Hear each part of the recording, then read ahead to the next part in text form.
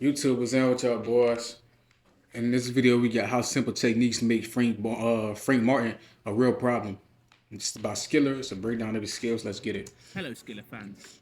Today, we are taking a look at an elusive boxer that, just like a ghost, disappears, leaving his opponents punching air.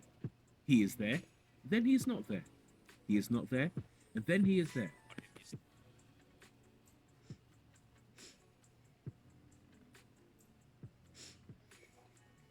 Before we start the breakdown, we would like to show you guys what we believe to be one of the best boxing training apps on the market. Pro Boxing. Everybody gotta eat. I ain't gonna lie. Everybody gotta eat. But let's get back in the vid. Taking a look at Frank Martin's boxing stance and his original way of using the guard. Let me make sure the light right. Let me make sure the light right. YouTube. Yes, indeed. Boxing stance. When it comes to Martin's boxing stance, we see he likes to control the action in the ring, working from a wide southpaw stance and probing with his lead hand.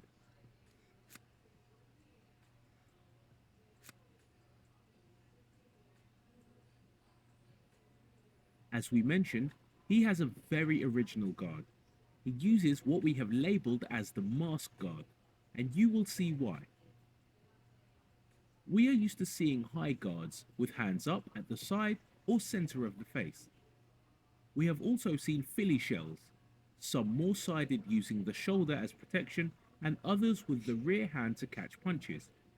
But when you box as a southpaw or against the opposite stance, you have to find your own methods. What Martin does is cover his front side of the face, the one that is most exposed, with his lead hand and cover his chin with the rear hand, leaving only his eyes without cover, just like a mask. As he is usually boxing the opposite stance, the lead hand helps him block his opponent's lead punches.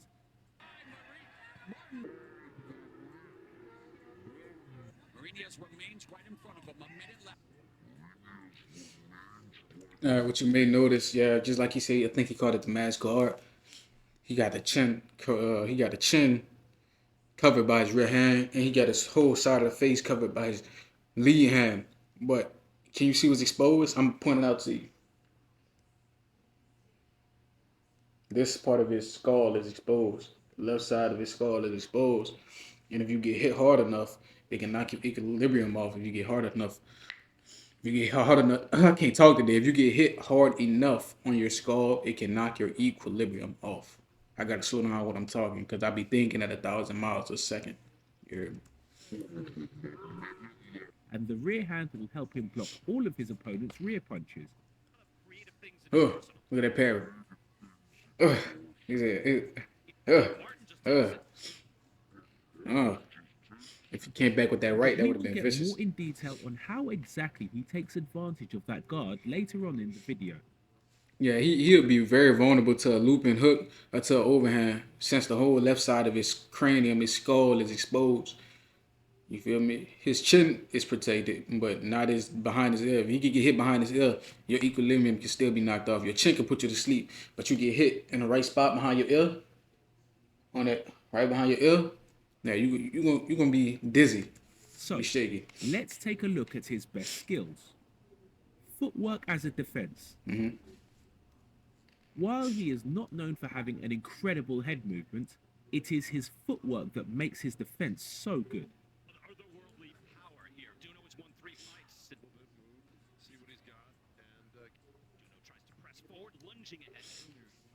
Yeah, if you got good lateral movement, it's hard to hit you, though. You can't really touch him.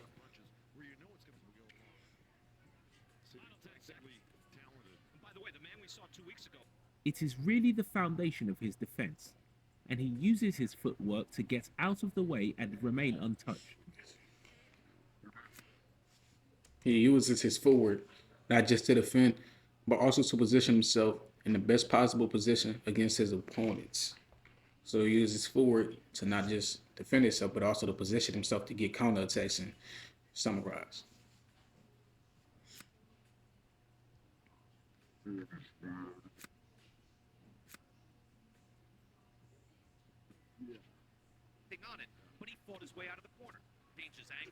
Some people may call that a pendulum step.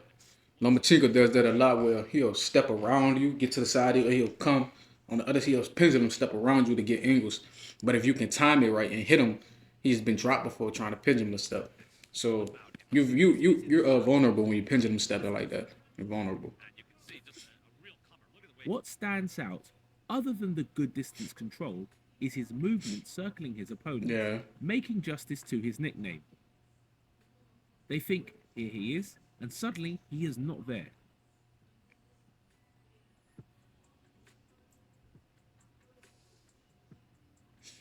That's a good ass move. That pendulum ain't no joke.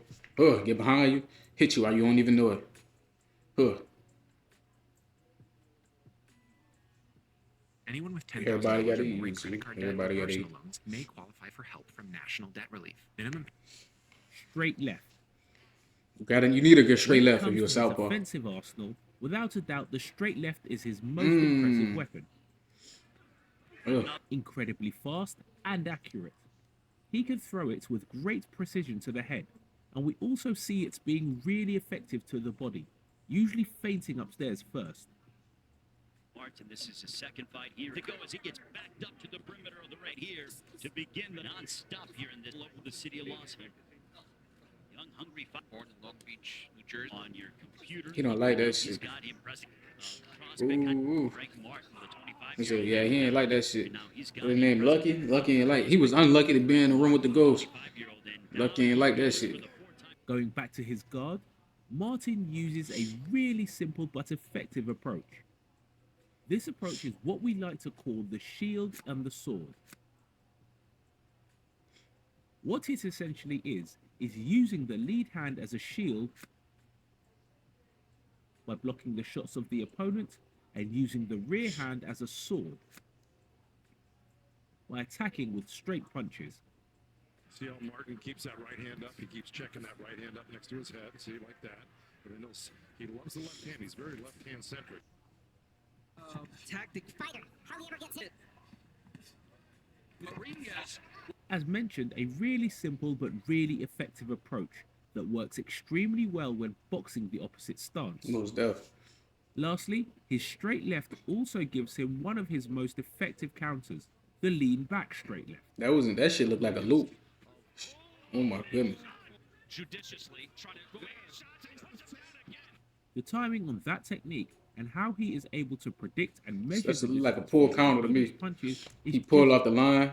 He came his head. He did like it was a diagonal movement essentially because he's pulling his head backwards, but he also leaning towards his real foot, so he can spring off that foot and explode.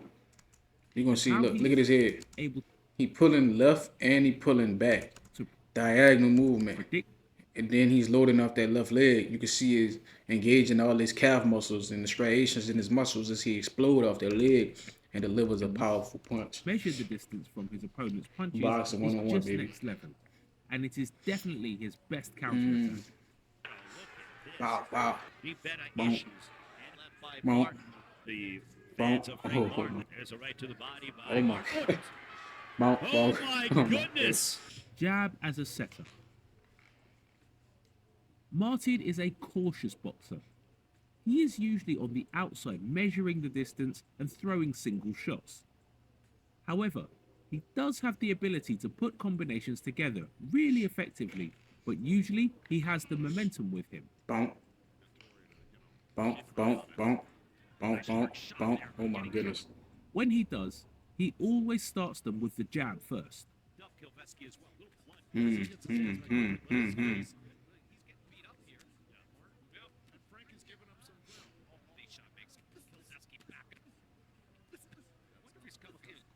Boxing all the time, but you see this talent there now.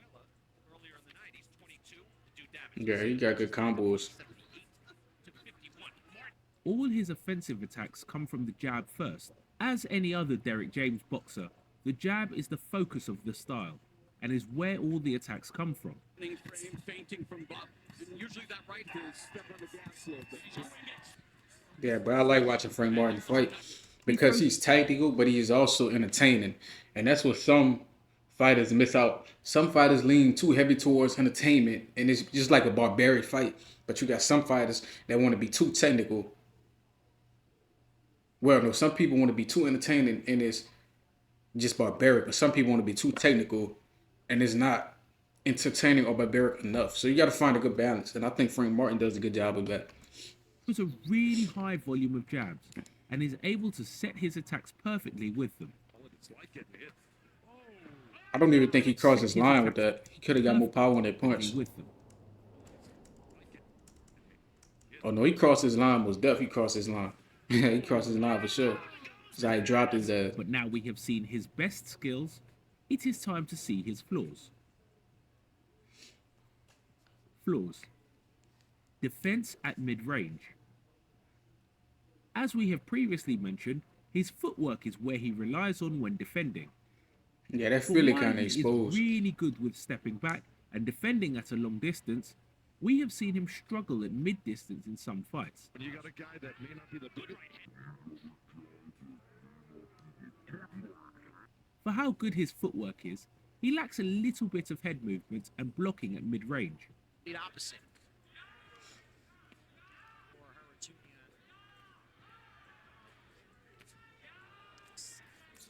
It is still good enough.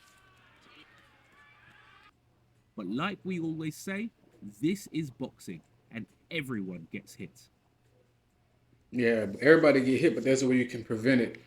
Moving your head is a great way, but let's get it. But now, we would love... So yeah, I like Frank Martin as a boxer. I respect his game. You know, I wouldn't say he was a kung fu fighter, but he also can fight backwards.